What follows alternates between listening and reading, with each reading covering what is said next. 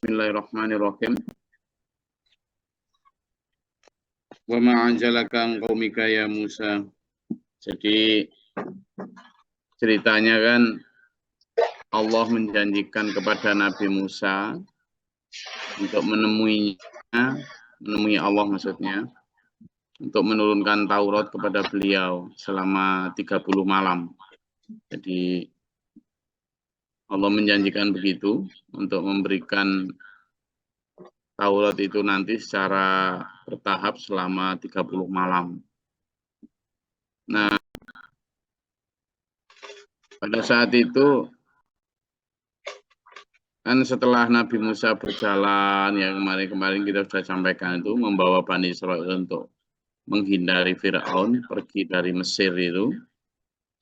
Dan kemudian setelah singkat cerita, Fir'aun dibinasakan di laut itu. Kemudian fa'anjainakum, Allah menyelamatkan mereka itu. Itu kan berada di sekitar Laut Merah sana ya.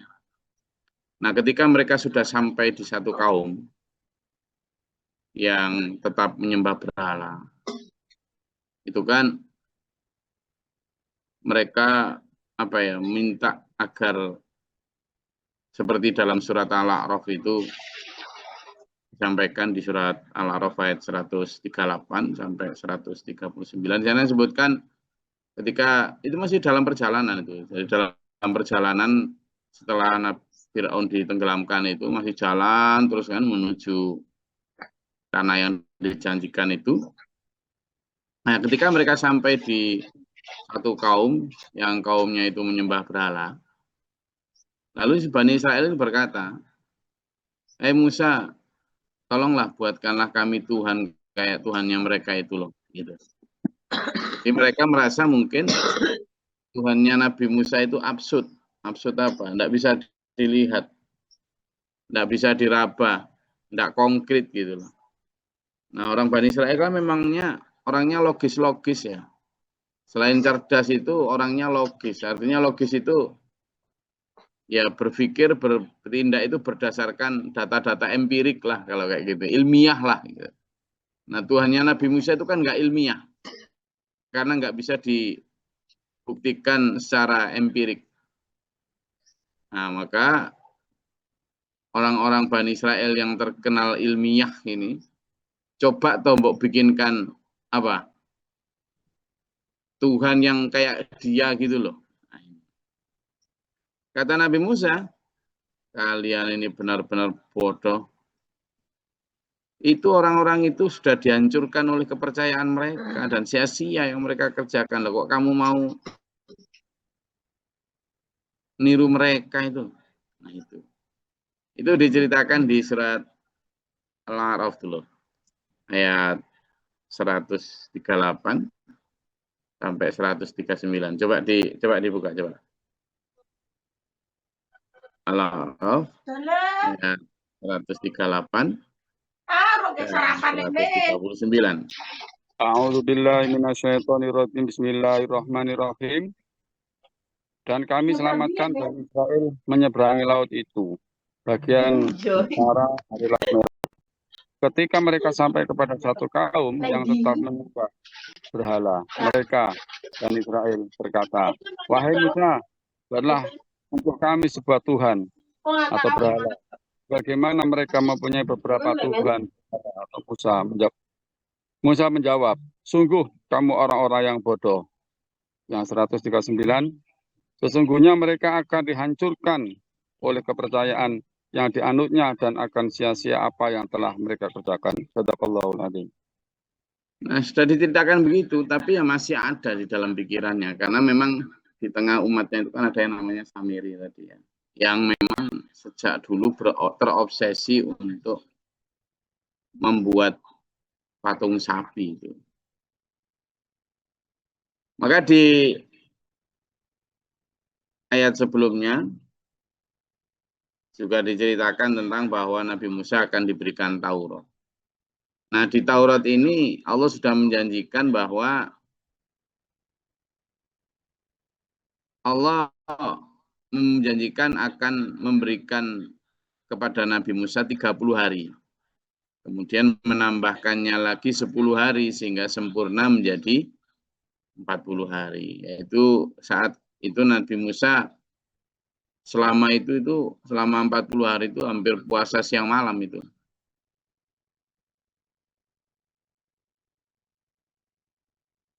Nah, lalu Allah berfirman, kenapa engkau datang kok lebih cepat dari kaummu ya Musa?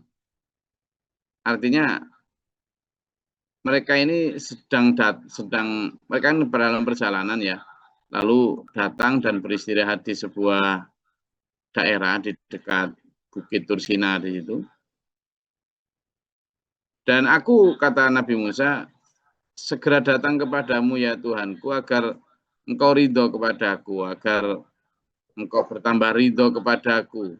Tidak usah nunggu sampai 40 hari lah, supaya Taurat itu benar-benar kuterima, agar engkau bertambah ridho. Tapi lalu kemudian Allah berfirman, di situ disebutkan, kan di situ, kenapa kamu kok tergesa ya Musa, kata Nabi Musa, qala hum ulai ala athari wa ajiltu ilaika rabbi litarda. Itulah mereka sedang menyusul aku dan aku bersegera kepadamu ya Tuhanmu agar ya Tuhanku agar engkau ridho. Tapi kata Allah, qala Allah berfirman fa inna qad fatanna qaumaka min ba'dika adallahum samiriyu. Maka sebenarnya ketika kamu ke sini tadi, kami menguji umatmu dengan mereka kemudian disesatkan oleh Samiri. Samiri itu nanti ketika kamu tinggal, itu nanti mereka menyembah anak sapi itu. Jadi pada masa itu kan kitab Taurat itu ya namanya zaman jauh sebelum Masehi ya.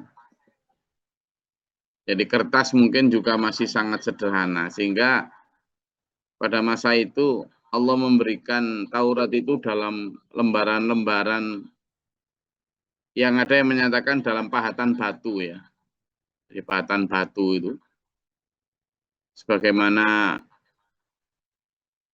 coba dibuka di surat Al-A'raf yang ayat 145.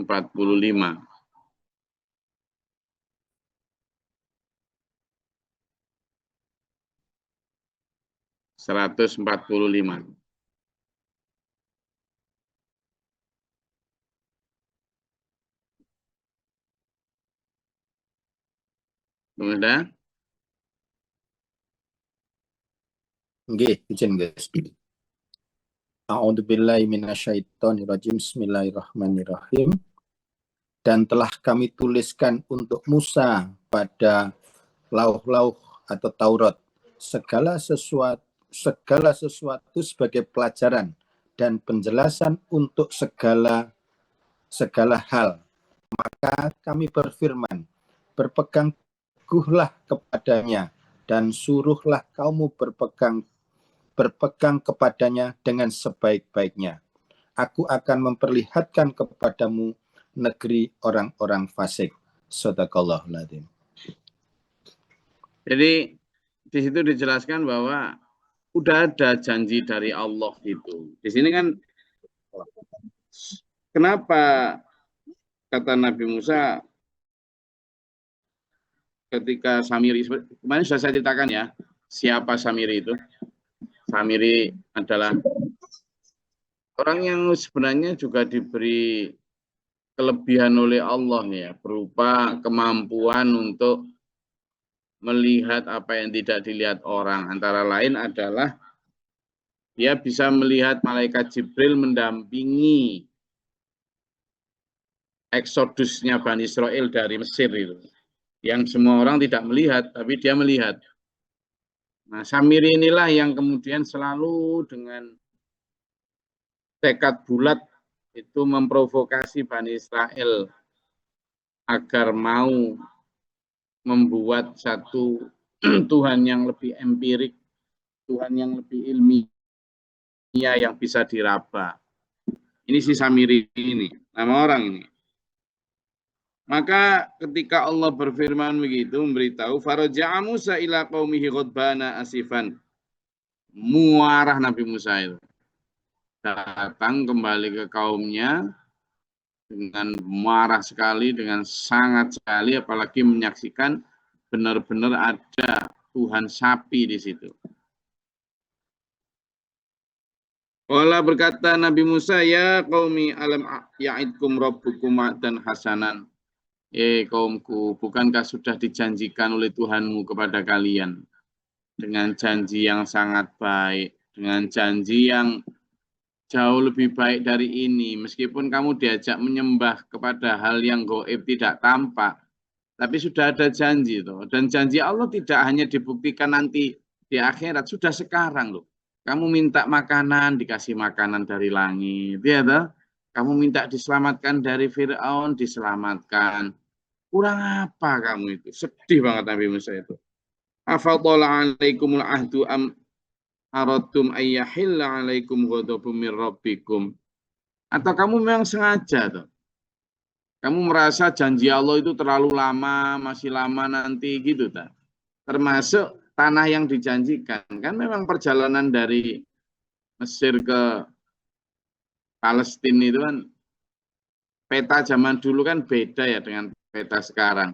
Artinya batas-batas negara dan batas-batas wilayah itu mungkin berbeda jauh, sehingga perjalanan dengan jalan kaki itu para Bani Israel ini merasa di mana sih gitu kan, nggak selesai-selesai kok, nggak ketemu-ketemu. Ya memang kadang orang kalau nggak jelas tujuannya, nggak sabaran gitu ya begitu itu. Termasuk nggak sabar untuk bertemu Allah di dalam kegaibannya Allah. Pengennya bertemu Allah ya dalam apa? Sesuatu yang bisa diindra. Iya. Ya memang beda. Makanya orang Bani Israel pun merasa begitu. Tapi kata Nabi Musa, menurutmu terlalu lama tak janji Allah itu? Wong sebenarnya Bani Israel itu kan enak ya. Tidak hanya menunggu janji Allah yang nanti di akhirat, tetapi bahkan di dunia itu loh sudah diberikan bukti janji Allah. Ketika kamu nanti nurut sama Musa, sama agamanya Nabi Musa, kamu akan diselamatkan. Diselamatkan dari kerajaan Fir'aun itu tidak gampang. Waktu itu ya nyaris mustahil. Nyaris mustahil. Orang Bani Israel bisa keluar Mesir, itu nyaris mustahil, wis hampir nggak bisa. Selain ya karena secara geografis dihalangi oleh laut, mau lari kemana, juga secara sosiologis ya struktur masyarakat budak yang dilabelkan kepada Bani Israel, sementara Mesir yang struktur sosialnya atau strata sosialnya lebih tinggi, ya tumbuh inferior ya, merasa minder itulah sesuatu yang tidak mungkin lah ya wis. Akhirnya banyak yang cuma sekedar terima nasib tuh. Nah, dengan datangnya janji Allah bahwa mereka akan diselamatkan, lalu benar-benar diselamatkan, itu kan masa sih lalu nunggu janji Allah yang lain yang di akhirat kamu masih merasa terlalu lama. Sehingga karena terlalu lamanya kamu merasa bahwa Tuhannya Musa ini nggak pas, harus divisualisasikan. Itu ini maksud itu. Atau memang am aradtum ayyahilla alaikum ghadabum min rabbikum. Atau memang kamu sengaja memang pengen dapat azab atas kemurkaan Allah itu. Pengen kamu disegerakan untuk diadab. Atau memang sengaja begitu, kata Allah. Wa akhlaftum mau'idi, lalu kamu demikian itu sangat ngawurnya melanggar perjanjian denganku. Apa jawab mereka? Qalu, mereka menjawab, ma akhlafna mau'idaka. Enggak, Nabi Musa. Enggak, Musa. Kami enggak melanggar perjanjian dengan kamu. Enggak. Jadi, tetapi kami walakinna humilna. Jadi kami tidak melanggar perjanjian itu bimalkina. Karena keinginan kami sendiri enggak. Kami sebenarnya enggak pengen. Tapi walakinna humilna awzarum min zinatil qaumi. Kami ini keberatan kalau disuruh, kan gini ya. Jadi mereka ini ketika pergi dari Mesir, itu mereka disuruh membawa perhiasan dari emas miliknya orang-orang Mesir ya. Lalu oleh Samiri dianjurkan agar perhiasan itu dilemparkan saja ke api yang telah dinyalakannya dalam satu lubang untuk dijadikan patung berbentuk anak sapi. Kemudian mereka melemparkannya. Diikuti juga oleh Samiri yang juga melemparkannya. Jadi daripada berat, dijadikan satu aja lah. Dilebur jadi satu, terus dijadikan patung. Ya alasannya si Samiri. Apalagi Samiri juga memperkuat keinginan itu dalam memprovokasi umat itu dengan cara dia mencampurkan tanah bekas injakan kudanya Jibril. Wah. Jadi ini sudah benar-benar campuran kudanya Jibril, emas. Lalu kenapa bentuk anak sapi? Jadi sapi memang di masa itu di samping ada satu kaum yang menyembah berhala sapi sebelumnya itu, juga masih ingat ya satu kisah tentang Nabi Musa ditantang orang untuk memutuskan siapa yang membunuh. Ada orang terbunuh, tapi tidak ada yang tahu siapa yang membunuhnya. Lalu si Bani Israel ini coba ngetes Nabi Musa kan. Coba beritahu kami siapa yang bunuh dia. Padahal orang ini sudah, ada yang bilang sudah dikubur, yang ini sudah mati lah. Lalu pada saat itu seperti yang diceritakan dalam beberapa ayat itu kan, Nabi Musa ya kebingungan, lalu ada firman Allah, suruh mereka motong sapi. Nah tetapi kemudian ketika disuruh motong sapi kan mau berangkat balik lagi, ki sapi opo iki? Lanang ta wedok? Nah, kan gitu. Terus berangkat, balik lagi. Sebentar, ini sapi warnanya apa? Sudah diterangkan, lalu berangkat, balik lagi. Bentar toh, ini warnanya jelas, tapi umur berapa? Kira-kira umur berapa? Jelaskan, balik lagi. Saya Musa, coba tanya Tuhanmu Musa. Itu cara ngomong banyak Tuhanmu gitu. Dia nggak mau masih ngakuin Tuhannya. Coba tanya Tuhanmu Musa, ini sapi yang sudah pernah dipakai untuk garap sawah atau enggak? Diterangkan akhirnya sampai kada, sampai di situ hampir saja mereka tidak melakukan apa yang diperintahkan. Akhirnya baru setelah itu, nah gini baru jelas. Orang manusia gitu. Padahal tadi kalau misalnya suruh nyembelih sapi langsung nyembelih aja sudah, Tuhan juga mau aja gitu. Tapi dengan jawaban itu kalau dari sudut pandang ilmiah memang akhirnya lebih jelas ya. Tapi dari sudut pandang keimanan, ketaatan itu repot, ngeribeti, kakek tanya itu. Nah akhirnya memang saat itu disembelihlah seekor sapi yang berwarna kuning agak keemasan gitu. Dengan kriteria yang sudah disebutkan, disembelih lalu perintah ambil kakinya, potong kakinya, lalu pukulkan kepada orang yang meninggal itu.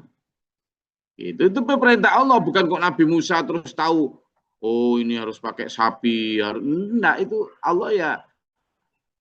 Nabi Musa yang ngikuti aja aturan atau perintah dari Allah tadi. Nah, begitu dipukulkan atas perintah Allah, atas izin Allah, ternyata benar. Si orang tadi yang meninggal tadi, atas izin Allah ngomong. Hidup sebentar, ngomong siapa yang membunuh, lalu meninggal lagi. Nah, sehingga masyarakat kan berpikir, oh berarti sapi ini bertuah.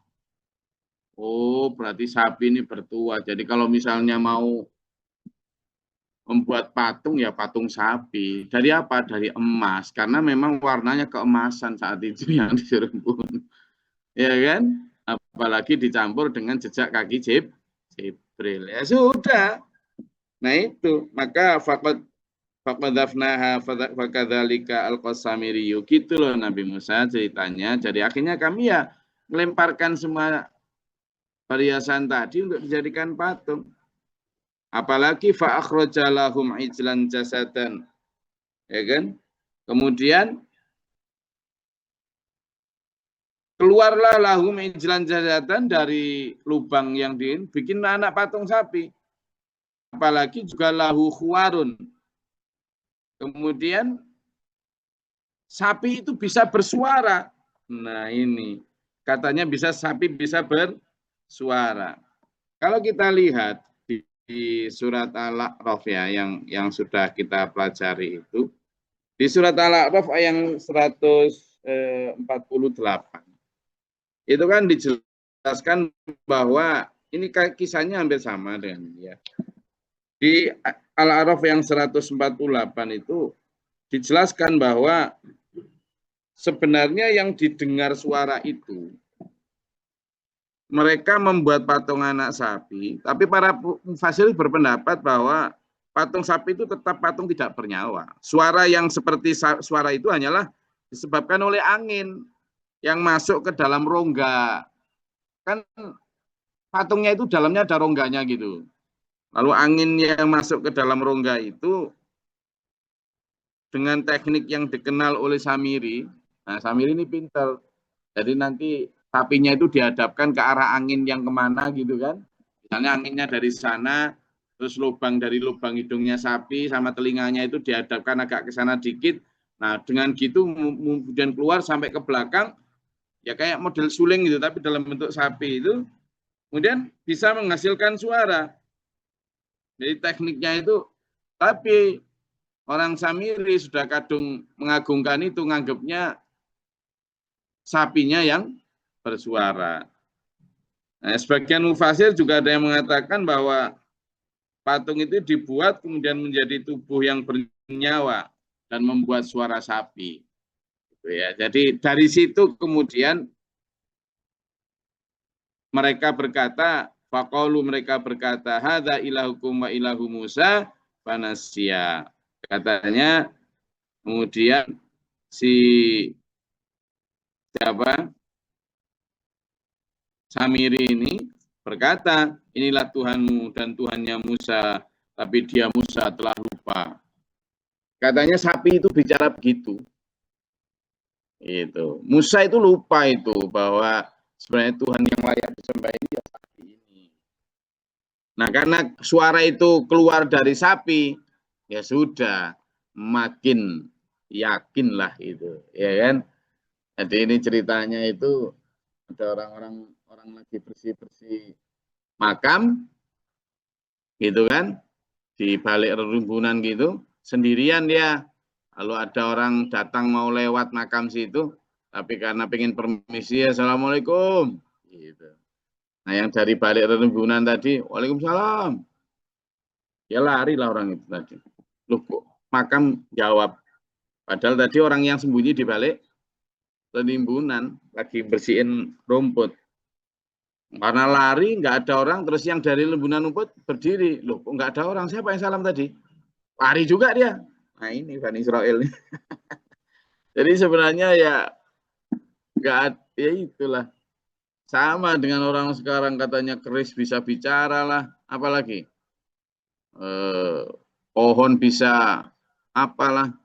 Ya ini kepercayaan-kepercayaan yang sampai sekarang pun masih zaman katanya modern, tapi ya masih percaya gitu-gituan. Gaib ada, jin ada, setan ada, iblis ada. Tapi Allah yang berhak untuk lebih kita yakini secara hakul yakin kegaibannya, keberadaannya itu loh. Ya. Saya rasa itu elaborasi dari ayat 83 sampai 84. Ada yang mau ditambahkan? Izin, Gus.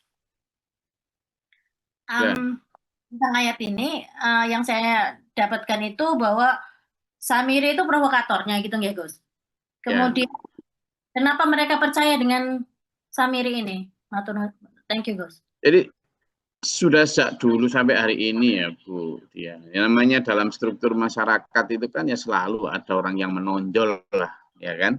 Orang yang menonjol, yang pintar ngomong, yang ya menonjol lah, selalu ada masyarakat seperti itu. Dan biasanya memang kemudian mereka ini orang-orang yang gila pengakuan ya.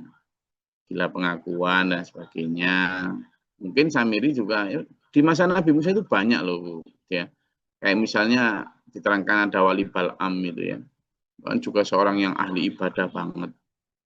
Pada awalnya dia juga tidak berani ngelawan Nabi Musa karena tahu bahwa Nabi Musa lebih tinggi derajatnya. Tapi karena godaan perempuan, godaan uang, godaan ini, akhirnya dia mau melawan, mendoakan jelek kepada Nabi Musa. Meskipun akhirnya kembali kepada dia sendiri. Nah, contoh Wali Bal'am ini juga mungkin sama dengan Samiri ini. Tokoh-tokoh masyarakatnya Bani Israel.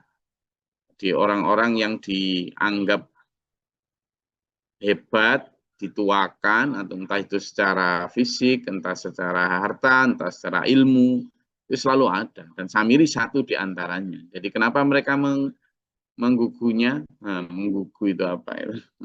Mendengarkannya, mengikutinya, karena dia satu di antara tokohnya. Ada diceritakan nanti, kita akan pelajari juga. Nabi Musa waktu itu sudah pesan sama Nabi Harun. Harun, aku mau dipanggil Allah ke sana. Tolong tunggu umatku ya. Jangan mau kamu mengikuti mereka. Mereka itu nggak jelas. Jadi Nabi Musa sudah tahu nanti ada pelanggaran gini-gini gitu. Makanya jaga ya. Begitu Nabi Musa balik, ternyata apa? Malah kalah. Kalah oleh apa? Kalah suara, oleh Samiri itu. Orang lebih mengikuti Samiri ternyata. Nah, Nabi Harun ini kan tata suaranya juga lembut, berbeda banget lah sama Nabi Musa. Nabi Musa itu kan orangnya tegas keras gitu kan. Nah, sementara Nabi Harun ini mengimbangi, nah, makanya disebut sebagai waziron, sebagai apa? Pembantu yang mengimbangi. Nah, mungkin Nabi Harun saat itu oleh masyarakat dianggap kurang berwibawa lah, apa, kalah oleh Samiri. Samiri memiliki kemampuan orasi, kemampuan berdiplomasi, mengungkapkan argumentasinya itu lebih hebat. Ya, kayak tadi misalnya, itu lupa Musa itu. Ini benar-benar Tuhan yang harusnya kita jadikan perantara untuk nyembah Tuhan. Nanti akan dijelaskan juga kenapa Samiri ditanyain sama Nabi Musa itu nanti. Begitu Nabi Musa datang itu kan Samiri kemudian dihukum itu. Dihukum sampai kemudian dihukum usir itu. Nah, ketika dalam keterusirannya itu dia mati dalam keadaan terhina. Enggak langsung dibunuh sama Nabi Musa saat itu. Karena memang dia statusnya kan memang tokoh betul di masyarakat. Ya, jadi kenapa digugu ya karena gitu. Makanya memang di tengah masyarakat kita sendiri pun sejak zaman Nabi Muhammad sampai hari ini pun biasanya ya penentang dakwah itu ya rata-rata ya memang bukan dari kalangan awam, tapi dari kalangan di situ disebutkan di Al-Quran sebagai akabiro, para pembesar-pembesar negeri gitu. Ada banyak ayatnya, insya Allah bisa kita akan kupas lah. Jadi mereka banyak akabiro itu, para pembesar-pembesar negeri yang ya memang apa ya, digugu oleh masyarakat, dan dengan posisi di gugunya itu malah dimanfaatkan untuk menentang kebenaran. Selalu ada banyak ayatnya itu. Jadi setiap kali Tuhan mengutus Rasul, Nabi, itu mesti dibangkitkan juga orang-orang pembesar di negeri tersebut, tokoh masyarakat, tokoh agamanya, yang menolak dan memprovokasi masyarakat untuk menolak. Nah, dengan posisinya dia yang statusnya tinggi secara sosial, masyarakat ya mau. Kalau dari sisi birokrat ya Fir'aun. Kan disebutkan di situ. Fir'aun itu diikuti umatnya itu ya karena ditakuti. Nah, sementara Korun dengan hartanya, umat yang tidak mau mengikuti Nabi Musa ya karena pengaruh hartanya Korun. Nah, demikian pula dengan si Samiri ini, yang ngikuti Samiri ya karena keilmuannya Samiri, kealimannya Samiri. Jadi dari sisi kealiman, dari sisi kekayaan, dari sisi kekuasaan ada semua yang sebagai contoh tokoh masyarakat yang melawan kebenaran. Nah, ini juga menjadi pelajaran dari pertanyaan Budia, ya, dari pertanyaan Budia tadi bisa kita luaskan bahwa ya yuk kita hati-hati. Bukan berarti kemudian tokoh masyarakat atau tokoh agama atau tokoh ekonomi lalu bisa diikuti apalagi ketika mereka berlawanan dengan nas kebenaran Quran. Ya, saya rasa itu kajian kita pada pagi hari ini. Tetap semangat, tetap waspada. Alhamdulillah atas doa dulur-dulur semua juga. Kemarin kita sukses menyelenggarakan kegiatan yang bermanfaat untuk masyarakat, yakni penanaman terumbu karang sekitar 200-an reef, ya, terumbu karang ditanam di sekitar 15-an reef stars di kedalaman sekitar 7-10 meter di bawah laut di Tulamben. Alhamdulillah juga apresiasi dari tokoh masyarakat Hindu di sana, baik Pak Perbekel, kepala desanya, Lian, kepala dusunnya yang berterima kasih terhadap SPMAA yang masih jarang memang lembaga yang memperhatikan tidak saja kelestarian alam di bawah laut, tapi juga keberlanjutan ekosistem ikan yang itu nanti insya Allah juga berpengaruh terhadap ekonomi kaum nelayan. Ya harapannya nanti kita rencananya ke depan mudah-mudahan sampai bisa tembus 1000 reef stars. Ya. Kita berharap kita dikasih lahan 1 hektar di bawah laut. Insya Allah nanti kita akan manfaatkan betul untuk pelestarian lingkungan hidup. Karena SPMA memang bekerjanya di program 3 itu, sosial, di mana ada panti asuhan, panti werda, bakti sosial, dan sebagainya itu, santunan itu. Kemudian ada santana, apa segala macam. Lalu pendidikan, mulai pendidikan formal, pendidikan non formal, informal, semua. Mulai dari kursus pesantren sampai sekolah-sekolah, dia punya semua. Nah, yang lingkungan hidup juga begitu. Sejak dulu Pak Guru Mokhtar juga ngajarin kita untuk melestarikan alam, mulai dari penghijauan, penanaman pohon, sampai pengelolaan sampah, dan sekarang insya Allah rambah bawah laut, yakni pelestarian ekosistem bawah laut. Quran kan mengatakan itu, Zaharul fasada fil barri wal bahri, kan sudah tampak kerusakan di lautan dan di bumi, di daratan. Nah, kita insya Allah berusaha untuk mencegah itu dan mengobati itu. Semoga kita menjadi tangan-tangan yang baik yang bermaslahat untuk umat dan diridhoi oleh Allah SWT. Allahumma rahmati kita, mudah-mudahan melindungi kita, menuntun kita dalam siratal mustaqim. Amin. Allahumma shalli wa sallim.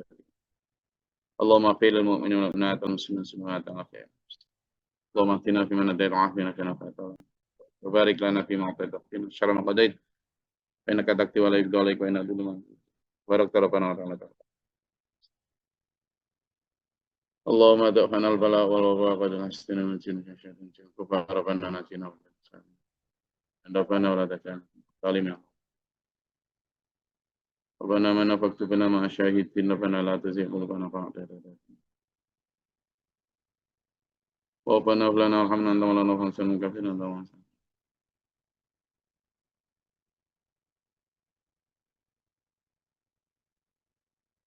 ربي أعوذ بك من الشيطان الرجيم ربي أدرنا بصرفنا اللهم تعالى نبأ برحمتك اللهم انزل لنا رحمة بيدك وتمن تروت اللهم أفرغ لنا صبرا وثبت من الأقدام ثم فاتر السماء عالم الغيب اللهم أعوذ بالله من شر البلاء والبدر كشاف والسوء كما لا تعلم ربنا هب لنا من أزواجنا وذرياتنا قرة أعين واجعلنا للمتقين إماما Rabbana atina fid dunya hasanah wa fil akhirati hasanah wa qina adzabannar.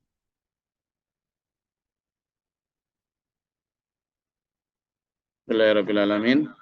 Belum saya akhiri ini karena saya sudah ditunggu oleh Gus Naim untuk juga insya Allah selain terumbu karang di bawah laut, ini kita juga sedang merintis program untuk ikut dalam program pelestarian jalak Bali yang hampir punah ya. Jadi kita juga ini sebentar lagi mau kunjungan ke desa Jalak Bali. Insya Allah kita juga akan ikut dalam program itu. Terima kasih. Assalamualaikum warahmatullahi wabarakatuh. Waalaikumsalam. Allahumma rahamna bil Qur'an